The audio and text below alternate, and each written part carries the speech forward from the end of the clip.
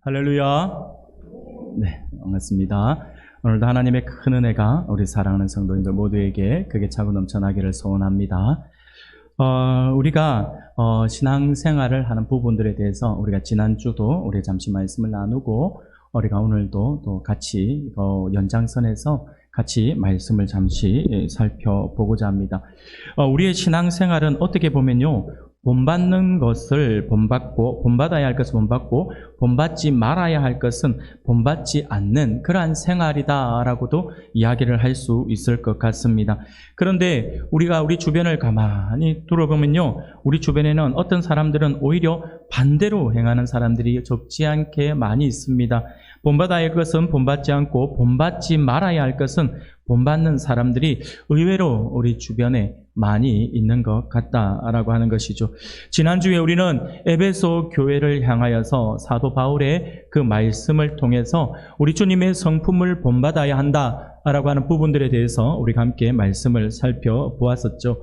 그래서 우리가 지난주에 우리가 하나님의 백성으로서 하나님의 성품을 본받아야 되는데, 그 하나님의 본받아야 될 하나님의 성품이 어떤 것인가라는 부분들에 대해서 우리가 잠시 말씀을 나누는데, 한번 기억하시는지 모르겠습니다. 그 첫 번째가 죄를 미워하시는 하나님의 그 성품을 우리가 본받아야 된다라고 우리가 말씀을 살펴보았었죠. 두 번째는요, 끝까지 용서하시는 하나님의 그 성품을 우리가 본받아야 할 것이고, 무엇보다 세 번째는 사랑 자체이신 그 하나님의 그 사랑을 우리가 본받아야 되는 것이다라고 우리가 함께 말씀을 나누었었죠. 이러한 것들은 우리가 신앙생활을 하면서 반드시 본받아야 될 하나님의 성품이다라고 하는 사실을 우리가 절대 잊어서는 안 될 것입니다. 그런데 우리는 이처럼 우리가 신앙생활을 하면서 본받아야 하는 것들이 있는가 하는 반면에, 반대로 절대로 본받지 말아야 할 것도 있다라고 하는 사실을 우리가 알아야 할 것입니다. 신앙생활을 하면서 이런 부분들은 절대로 우리가 따라해서도 안 되고 본을 받았어도 안 된다라고 하는 것들이 의외로 우리 주변에 많이 있음을 보게 됩니다. 오늘 본문의 말씀은요, 우리 예수님께서 우리가 본받지 말아야 할 것, 우리가 신앙생활을 하면서 우리가 본받지 말아야 할 것을 오늘 본문의 말씀을 통해서 잘 보여주고 있습니다.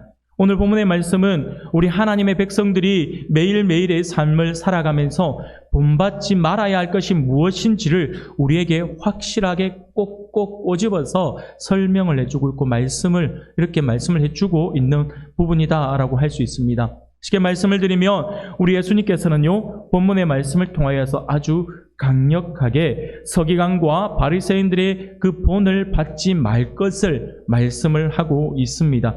우리가 잘 알고 있는 것처럼 당시에 서기관이 어떤 사람이고, 그리고 바리새인들이 어떤 사람인가라고 하는 부분들은 몇 번에 걸쳐서 제가 말씀을 드렸기 때문에 여러분들도 아마 다들 기억하고 계실 거라 확신합니다. 서기관들은요, 한마디로 딱 정리를 하면 율법을 연구하는 사람들이라고 볼 수 있습니다. 율법을 연구하는 사람들이요.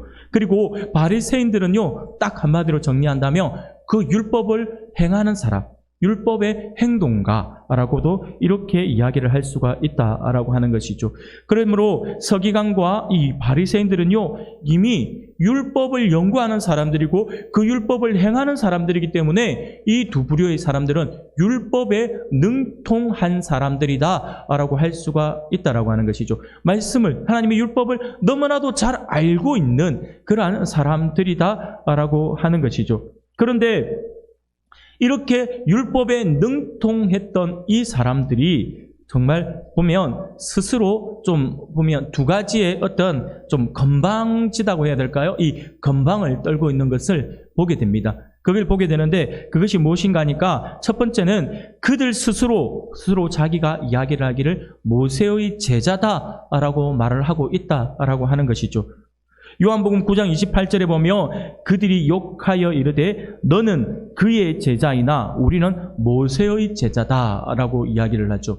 그렇게 이야기를 하면서 스스로 자신들이 모세의 제자라고 이야기를 해요. 그렇게 하면서 내가 위대한 모세의 제자로서 살아가고 있다라고 하는 건방진 어떤 그러한 말들을 하고 있어요. 두 번째는요, 이들은 더 나아가서 모세의 제자다 이 정도가 아니라 더 나아가서 뭐라고 이야기하냐면 스스로 모세의 자리에 앉아 있다라고 성경은 우리에게 말씀을 하고 있죠.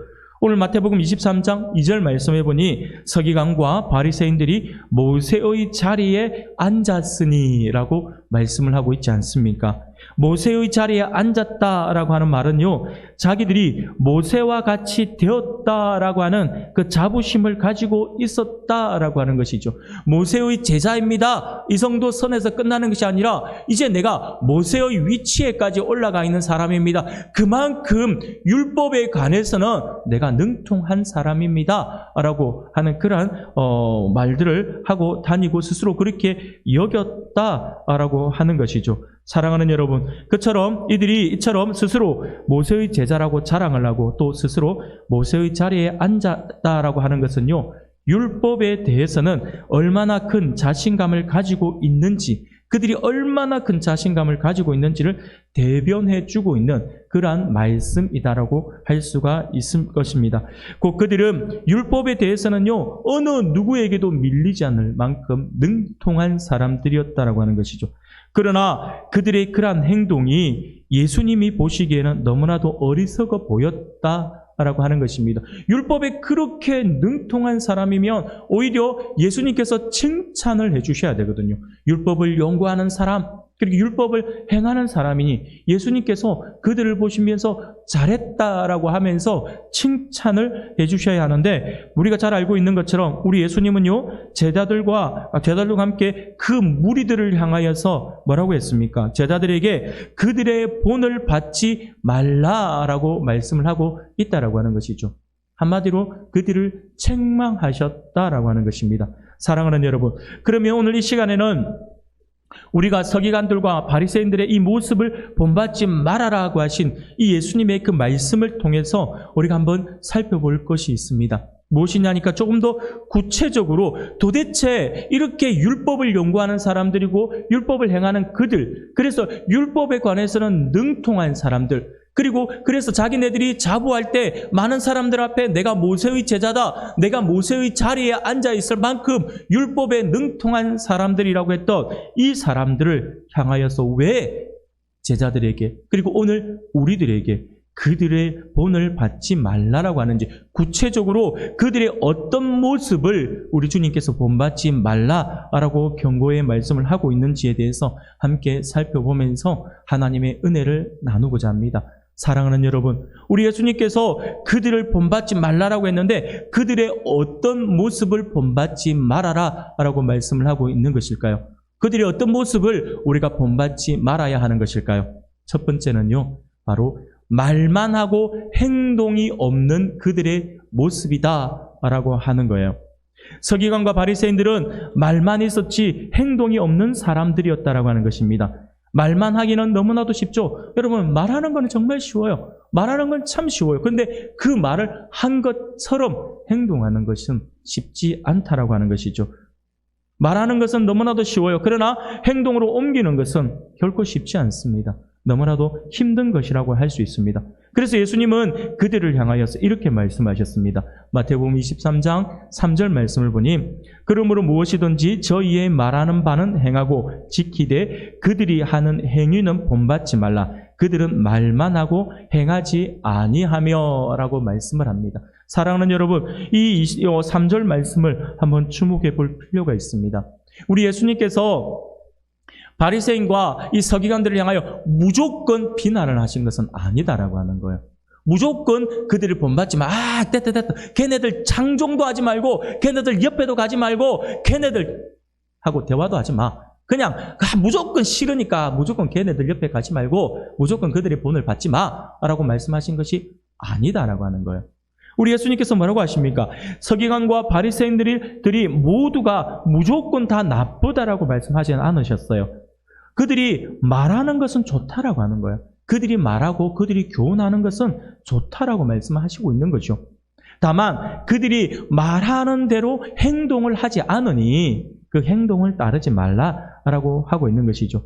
말하는 것은 곧 그들의 교훈은 잘 듣고 행동은 본받지 말라라고 하는 것이 우리 주님께서 오늘 우리들에게 권고해 주시는 말씀입니다. 이렇게 행동은 따르지 아니하고 말뿐인 사람들을 우리가 본받지 말아야 한다라고 하는 것이죠. 그렇습니다. 사랑하는 우리 성도 여러분, 우리 예수님께서는요, 행함은 없이 말만 앞세운 서기관들과 바리새인들의 모습을 본받아서는 안 된다라고 그렇게 말씀을 하고 있습니다. 이런 부분들에 대해서 예전에 이미 은퇴했던 이 유명한 우리 한국의 보배라고 할 수 있는 이 박지성 선수가 있죠. 박지성 선수가 이런 부분과 유사하게 했던 일화가 있어가지고 제가 잠깐 한번 소개해 드리겠습니다. 몇 년 전에 있었던 일인데, 어떤 일이 있었냐면, 이 스포츠, 여러분들, 우리가 알고 있는 것처럼, 여러분들, 스포츠 운동부에 가입을 해서 여러분들이, 운동을 쭉 해 오신 분들이 계신지 모르겠지만, 의외로 이게 우리가 생각하는 것처럼 이 운동부는 과거에 굉장히 심했고 오늘날은 좀 덜하긴 해도 그래도 자체 규율이라고 하는 것이 엄청 강합니다. 그렇기 때문에 특히 선후배 사이에서 이루어지는 말로 표현할 수 없는 그 어떤 좀 강압적인 부분들, 심지어 규율이라고 하는, 규칙이라고 하는 것을 이루고 팀워크라고 하는 것을 이루기 위해서 공공연하게 선배가 후배를 훈계한다라고 하는 명목하에 아이들을 구타하는 것들이 공공연하게 이루어졌고, 그것을 어떤 단체, 전체 학교면 학교, 아니면 어떤 스포츠 단체면 단체에서도 알고 있으면서도 묵인하는 것들이 지금까지 우리가 살아오면서 지금까지 지내오던 어떤 그런 모습들이었거든요. 그런데 몇 년 전에 어떤 일이 있었냐면, 이게 선배가 후배를 구타하는 일들에 대해서 이제 논란이 벌어진 거예요. 논란이 벌어져가지고 서로 인터넷상에서, 온라인상에서 서로 간에 찬성을 한다, 아니 나는 반대한다 라고 하면서 서로 간에 굉장히 이렇게 논쟁이, 이 갑론을 이 논쟁이 굉장히 심하게 이런 적이 있어요. 그때 어떤 유도의 유명한 선수가 한 명 있었는데, 그 선수가 이야기를 하기를 뭐라 그랬냐면, 이 친구는 선후배 간에 어느 정도 체벌이 허용되어야 한다라고 주장을 하는 거예요. 내가 운동을 해보니까, 내가 선수 생활을 해보니까 이런 것들은 반드시 필요하다라고 하는 것이죠. 코치나 감독들이 할 수 없는 것은 선후배가 할 수가 있어야 된다라고 그렇게 이야기를 하죠. 그러면서 그의 논리는요, 팀워크를 위해서는 어느 정도 선배가 후배를 인솔하면서 개인적인 행동을 하고 팀워크를 어지럽히는 후배들에 대해서 선배가 훈계를 해야지만 해이해질 수 있는 그 정신력을 다잡아서 팀을 하나로 묶을 수가 있다라고 이야기를 했어요. 그렇게 해야지만 선후배 간의 질서가 바로 잡힌다라고 주장을 한 거예요. 그러면서 그는 계속해서 이야기하기를, 선배가 후배를 구타하는 것은 이유 없는 구타는 없다라고 하는 것이죠. 그러면서 후배가 분명히 규율을 어겼다든지 선배에게 예의 없는 행동을 했다든지 그렇게 했기 때문에 선배가 구타를 한다라고 그런 논리를 가지고 그렇게 이야기를 하면서 자기의 주장을 이렇게 펼친 거예요. 그러고 나니까 그 밑에 댓글들이 난리가 난 거예요. 그러면 네가 많이 맞아봐서 알다시피 니도 한번 더 맞아봐, 이렇게 하면서, 맞아본 사람은 그게 얼마나 고통스러운 거 알잖아 하면서 막 밑에다 댓글, 좀 요즘에는 그 스포츠 창에 이게 댓글을 못 달게 되어 있는데, 예전엔 댓글 달 수 있을 때는 좀 험한 말, 정말 심한 말은 삭제가 되지만 대부분의 좀 비난하는 글들은 다 올라오잖아요. 정말 그 선수를 엄청나게 비난을 했어요. 그러면서 거의 사람들이 난리가 난 거예요. 사람들이 구타는 어느 정도 허용되어야 된다, 아니 절대 안 된다 라고 하는 이 상황 속에서 박지성 선수가 입을 열었어요. 박지성 선수가 뭐라고 이야기를 했냐면 이렇게 이야기를 했어요. 박진성 선수가 이야기하기를, 선후배 간의 위계 질서는 강압에 의해서, 곧 구타에 의해서 공포감을 조성해서 잡히는 것이 아니라 선배가 자기가 맡은 자리에서 최선을 다하여 행함과 실력으로 후배에게 보여주면 자연스럽게 후배가 선배를 존경하게 되어 있고 팀워크도 다 잡힌다라고 이야기를 한 거예요. 그러면서 하는 이야기가, 구타는 절대로 안 된다라고 그렇게 주장을 했다라고 하는 것입니다. 이렇게 박지성 선수가 이렇게 주장했던 이유가 있어요. 왜냐하면 이 박지성 선수는요, 여러분들이 스포츠, 축구를 좋아하시는지는 모르겠지만 박지성 선수는 이 축구를 하기에는 덩치가 그렇게 크지 않아요. 좀 왜소한 어떤 체격을 가지고 있어요. 그러다 보니까 실력은 어느 정도 인정을 받지만 그렇지만 나중에 이제 졸업을 할 때 팀에서 스카우트에 가잖아요. 뭐 중학교에서 고등학교 올라갈 때, 고등학교 대학 갈 때, 아니면 실업팀 갈 때, 뭐 이렇게 갈 때 스카우트를 해가는데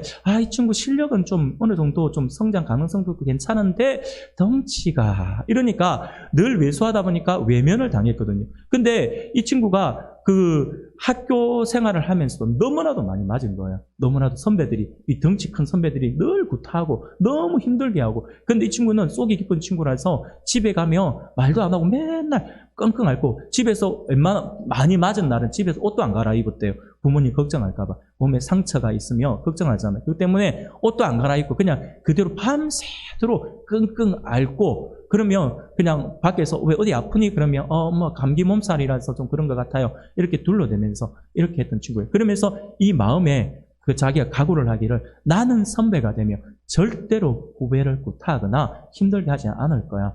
내가 후배를 시키는 것이 아니라 내가 더 하면 되지라고 하면서 그렇게 자기가 마음을 다잡았다는 거예요. 그러면서 이 친구는 한 번도 후배들을 구타하거나 힘들게 하지는 않았다라고 하는 거예요. 박지성 선수가 이런 이야기를 하고 나니까 밑에 댓글이 또 난리가 난 거예요. 칭찬하면서. 그러면서 박지성 선수와 함께 운동을 했던 그 후배들이 그 유명한 일화들을 많이 소개해 주는 거예요. 역시 박지성 선수는 다르다라고 하면서 함께 대표팀을 뛰었던 많은 선수들이 박지성 선수를 칭찬하면서 많은 일화들을 소개해 주는 거예요. 그러면서 박지성 선수는 항상 솔선수범하는 선수였다라고 하는 거예요. 말을 하는 것이 아니라, 말을 앞세우는 것이 아니라 항상 행동으로 먼저 후배들에게 보여주었다라고 하는 것이죠. 그러니 선배가 먼저 움직이고 있으니 후배가 앉아 있을 수는 없다라고 하는 것이죠. 그러니 후배가 벌떡벌떡 일어나서 같이 다른 선배들을 막 때리고 구타하고 욕하고 할 때 박지성 선수는 한마디도 안 하고 그냥 자기가 치우면 되는 거예요. 운동하면 선배들 옷 막 후배들이 빨고 하자. 자기 거 자기가 빨고, 오히려 자기가 빨면서 후배들에게 야, 너희들 내 지금 저 세탁기 돌릴 건데 양말 빨고 있으면 줘봐. 이렇게 오히려 받아가가지고 같이 하니 후배들이 어떻게 가만히 있겠습니까? 항상 솔선수범하는 선수였다라고 하는 것이죠. 그래서 후배들이 항상 이 박지성 선수를 존경했다라고 이야기를 하더라고요. 그러면서 이 구자철이라고 하는 선수가 있죠. 이 구자철 선수가 이야기를 하기를 뭐라고 했냐면, 자기는 늘 박지성 선수처럼 되기를 원한다라고 했다는 거예요. 그 이유가 뭐냐니까 항상 솔선수범했어요. 항상 어떻게 시합을 같이 나가보면요, 박지성 선수는 자기가 실수로 공을 뺏기잖아요. 뺏기면 다른 선배들은 뺏기고 나면 오히려 막 나중에 끝나고 나서 왜 안 도와줘서, 후배들 보고 왜 안 도와주고 왜 옆에 없어서 패스를 하려고 하는데 왜 안 달려온 거야? 막 그러면서 막 훈계를 할 때 박지성 선수는 그렇게 하지 않다는 거예요. 공을 뺏기면 무슨 일이 있어도 자기가 달려가가지고, 그리고 악착같이 뛰어서, 여러분 아시죠? 박지성 선수 이 별명이 두 개의 심장을 가지고 있다 이야기할 정도로 끝까지 뛰잖아요. 끝까지 뛰어가지고 상대편 선수가 지칠 때까지 옆에 따라가가지고 결국 그 공 빼들어 오는 선수다라고 하더라고요. 그러면서 그 모습이 너무너무 멋있어서, 그래서 자기가 한 거에 대한 책임을 지는 그 모습을 보면서 구자철 선수가 나는 정말 박지성 선수처럼 되기 위해서 최선을 다했습니다 라고 이야기할 정도로 굉장히 유명한 일화가 몇 년 전에 이게 소개되었던 바가 있습니다. 사랑하는 우리 성도 여러분, 제가 오늘 아침에 말씀을 나누면서 이 박지성 선수를 이렇게 소개하고 있는 이유가 무엇이냐니까, 바로 이 친구가 말이 먼저 앞선 것이 아니라 이 친구는 항상 행동으로 보여주면서 많은 사람들에게 도전을 주고 많은 사람들의 행동을 이끌어낸 사람이었다라고 하는 것이죠. 수많은 사람들이 이 박지성 선수를 보면서 그의 겸손을 칭찬하더라라고 하는 것입니다. 자신이 항상 한 발 더 뛰면서 행동으로 보여주었다라고 하는 것이죠. 사랑하는 여러분, 그렇습니다. 이처럼 말만 먼저 앞세우는 사람들은요, 교회뿐만 아니라 세상 사람들도 그런 사람들은 별로 좋아하지 않습니다. 행동은 하지 않고 말만 번지르한 사람, 세상 사람들도요 별로 좋아하지 않습니다. 하물며 우리 하나님께서 그런 영혼을 기뻐하시겠냐라고 하는 것이죠. 사랑하는 여러분, 이런 사람은요, 아무리 많은 일을 한다고 해도 우리 주님께서 기뻐하시는 사람이 아니다라고 하는 것을 우리가 기억해야 합니다. 사람을 세우는 사람이 아니라 오히려 이 사람들은요, 사람을 힘들게 하는 사람들이기 때문이죠. 말만 하고 행동이 없는 사람은 다른 사람들에게 짐만 지고 자신은 전혀 짐을 지지 않는 사람들이다라고 하는 것을 오늘 본문에서 우리에게 분명히 가르쳐주고 있지 않아요. 4절입니다. 4절 우리가 같이 한번 읽어볼까요? 같이 읽겠습니다. 시작. 또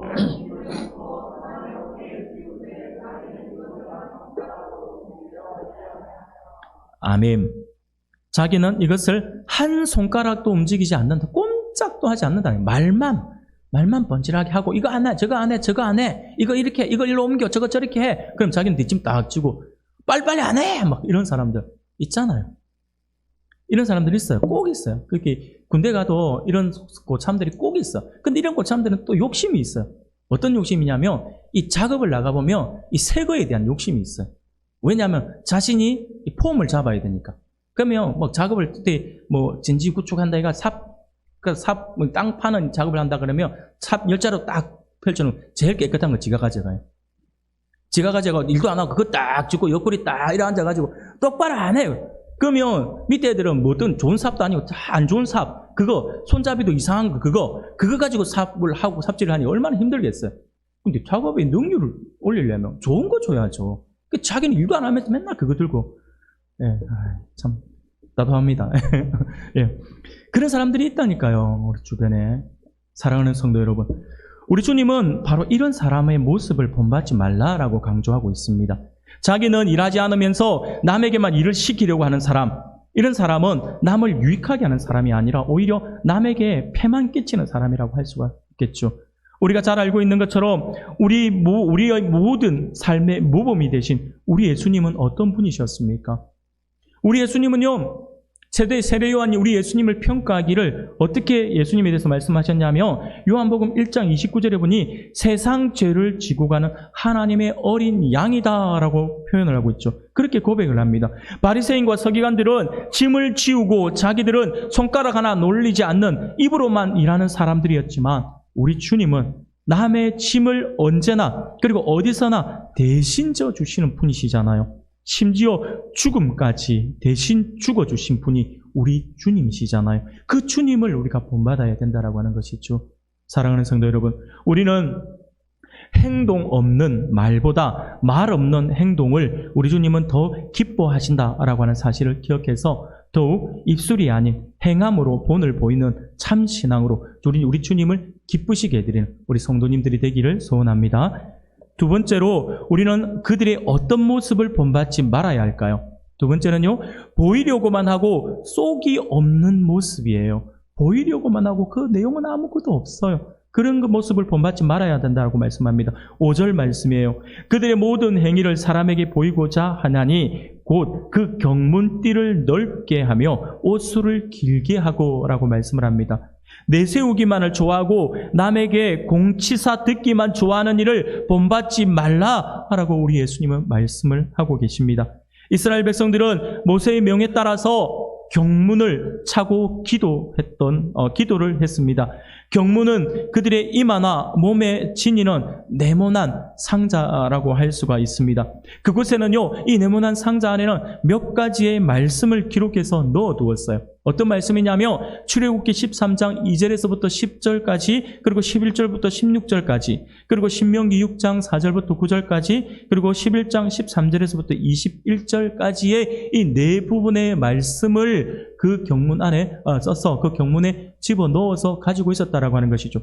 예를 들면 여러분들 잘 아시는 말씀 가운데 신명기 6장 4절부터 9절까지의 말씀을 보면 이스라엘아 들으라, 우리 하나님 여호와는 오직 유일한 여호와시니 너는 마음을 다하고 뜻을 다하고 힘을 다하여 내 하나님 여호와를 사랑하라. 오늘날 내가 내게 명하는 이 말씀을 너는 마음에 새기고 내 자녀에게 부지런히 가르치며 집에 앉았을 때에든지 길을 갈 때에든지 누워 있을 때에든지 일어날 때에든지 이 말씀을 강론할 것이며 너는 또 그것을 내 손목에 메어 기호를 삼으며 내 미간에 붙여 표를 삼고 또 내 집 문설주와 바깥 문에 기록할지니라 라고 말씀을 합니다. 유대인들은요, 이것을 내 손목에 메어 기호를 삼으며 내 미간에 붙여 표를 삼아라 라고 하는 이 말씀을 근거로 해서 이 조금 전에 제가 소개해드렸던 이 네 가지의 말씀을 기록한 그 경문을 이마와 왼쪽 팔에 가죽끈으로 고정하여서 틈나는 대로 보면서 경건에 힘썼다라고 하는 것이죠. 이마에 붙이든지 아니면 어깨 팔에 붙여서 그것을 열어서 끄집어내어서 보면서 말씀을 묵상하고 그걸 계속해서 가까이 할 수 있는 그 노력을 했다라고 하는 것이죠. 그런데 오늘 본문을 보니 그 경문띠를 넓게 하며 옷수를 길게 하고 라고 말씀을 하거든요. 여기서 넓게 한다라고 하는 말은요, 다른 사람들이 눈에 쉽게 띄도록 그 경문의 크기를 더 크게 했다라고 하는 것이죠. 쉽게 말하면 우리 경문이라든지 이마라든지 팔에 붙이는 경문이 우리 자그마한 것이라고 한다면 이것을 일부러 더 크게, 그냥 경문이 아니라 오늘날 우리로 치면 좀 심한 사람들 그냥 상자 같은 거 하나 떡 붙여가지고 누가 봐도 이따만한 딱 붙이고 다니면서 나 경문 찬 사람이야 이런 거 있잖아요.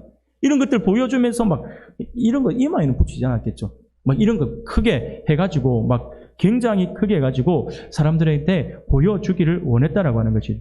처음에 이들이 이 경문이 시행되는 초기에는요, 하나님의 말씀을 기억하기 위해서 굉장히 순수한 목적으로 경문을 달고 다녔다라고 하는 거예요. 그러면서 달고 보일 때마다 끄집어내어서 자기가 그 말씀을 읽으면서 묵상하는 그러한 시간들을 그들이 가졌다라고 하는 것이죠. 굉장히 순수한 목적으로 이걸 했지만 시간이 흐르면서 유대인들은 타인들에게 자기의 경건을 과시하기 위한 목적으로 달고 다녔다라고 하는 것이죠. 오늘날 우리로 치면 제가 그냥 이거 들고 이야기했지만 성경을 이렇게 딱 메고 다니는, 성경은 보지도 않으면서 그렇죠, 자동차 승용차 뒤에다가 딱 유리 그 위에다가 성경책 딱 이런 분이 계시잖아요. 의도한 바가 있어서 올려놓은 분이 있고 의도하지 않게 그냥 성경책 교회 오면서 챙기기 싫으니까 차에 던져 놓으면서 그 위에 딱 뒤에 던져 놓으면 그거 뒤에 뒷좌석에 타는 자녀들이 그거 불편하니까 들고 위에 딱 올려놓고 그런 분들도 있고, 이외로 또 그거 아니면 또 성경책을 위에 딱 놓으면 내가 예수 믿는 사람입니다 한다든지, 그러면서 요즘에는 좀 그런 게 덜하지만 예전에는 교통 위반하면 내가 예수 믿는 사람인데 그렇게 핑계 대면서까지 하나님의 이런 망령되이 일컬어가면서까지 그런 것들 이야기하는 사람들이 종종 있거든요. 이것처럼 이 유대인들이 그것을 자신의 경건을 과시하기 위해서 이 경문을 이용했다라고 하는 것이죠. 과시욕이 지나치다 못해 어떻게 하면 더 크게 해서 다른 사람들 눈에 잘 띄게 할까를 고민했던 사람들이 바로 이 서기관과 바리새인들이었다라고 하는 것이죠.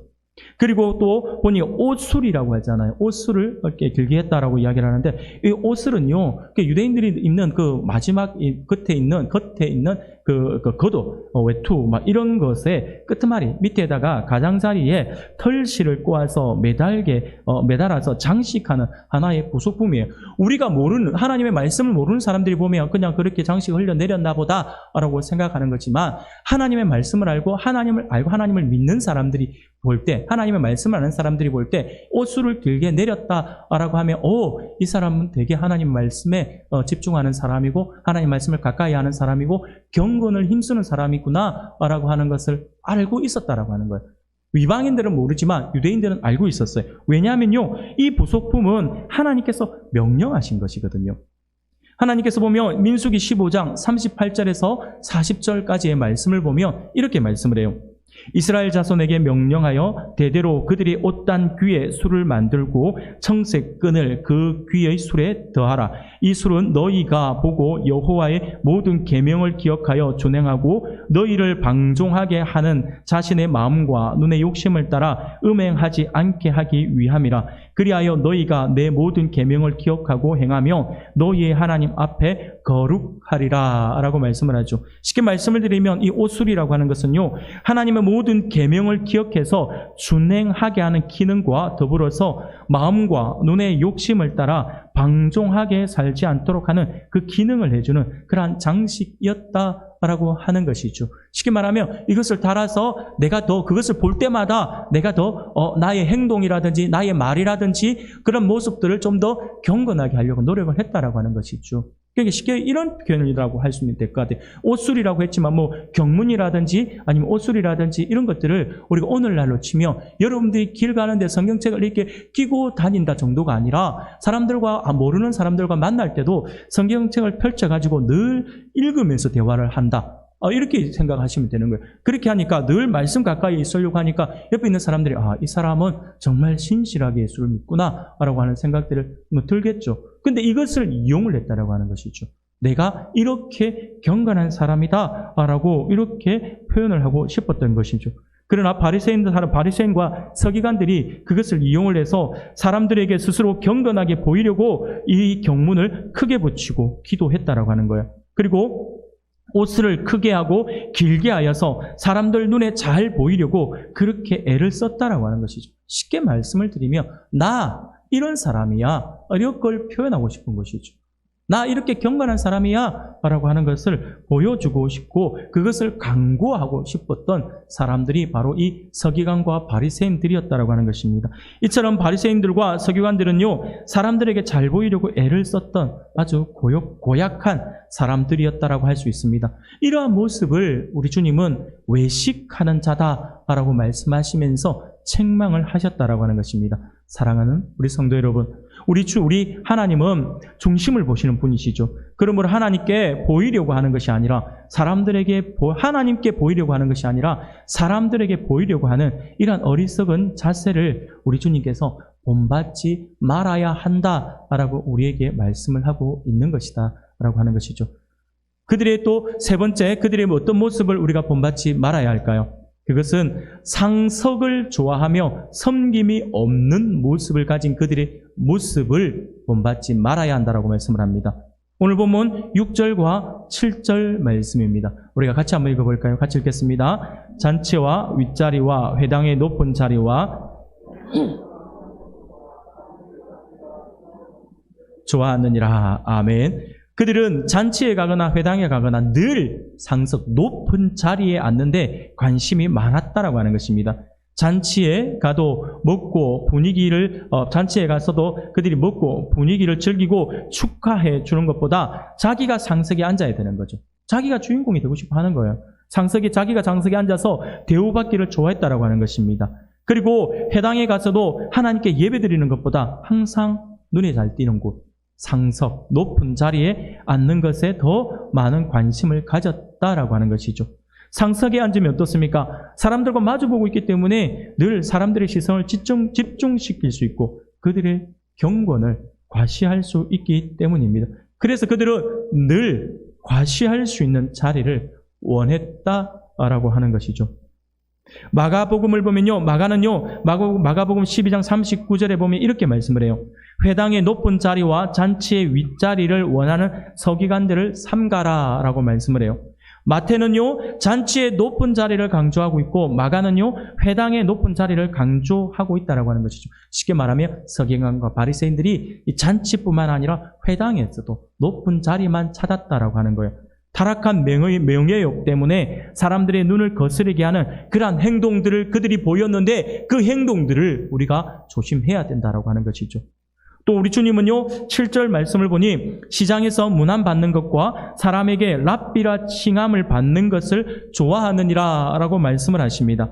이 말은 공공장소에서 사람들이 자기들에게 인사하고 높여주고 그리고 최고의 호칭이라 할 수 있는 랍비라고 불러주는 것을 매우 좋아했다라고 하는 거예요. 사람들을 만나면 어이 선생님 아니면 어이 누구시 뭐 이렇게 하며 성질을 내는 거예요. 좋은 이름 있는데 왜 굳이 나를 그렇게 부릅니까? 뭡니까? 랍비 있잖아요. 랍비라 불러주세요. 랍비라 막 그렇게 되는 거죠. 랍비라 안 부르면 막 그냥 무시당하는 느낌을 받는 거죠. 그래서 그 사람들은 무조건 자기네들을 랍비라고 불러주는 그 자체를 너무너무 좋아했다라고 하는 것이죠.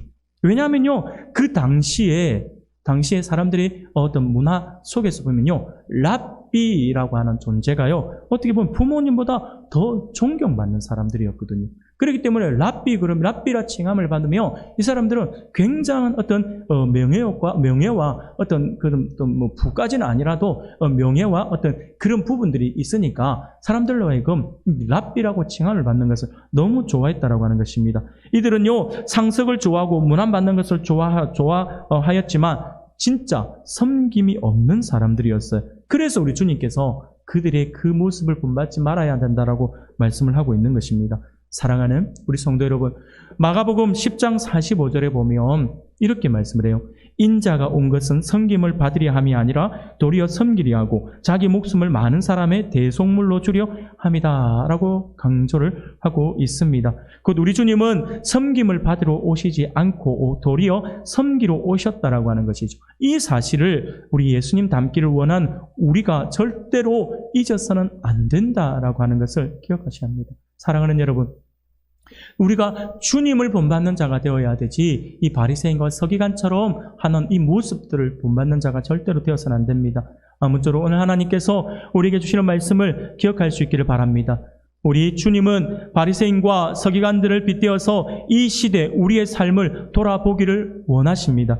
그러므로 우리들은 오늘 말씀을 가지고 우리가 한번 적용해 보면서 한번 생각해 보아야 할 것입니다. 어리석은 바리새인과 서기관들의 모습이라고 할 수 있는 말만 하고 행동이 없는 사람들의 모습은 우리에게 있는 것은 아닌지, 보이려고만 하고 속이 없는 사람들의 모습이 오늘 우리들의 모습은 아닌지, 아니면 상석을 좋아하며 겸손이 없는 사람들의 모습은 우리에게 그 모습이 있는 것은 아닌지, 그들의 모습을 본받아 가고 있는 것은 아닌지 우리가 한번 살펴보아야 할 것입니다.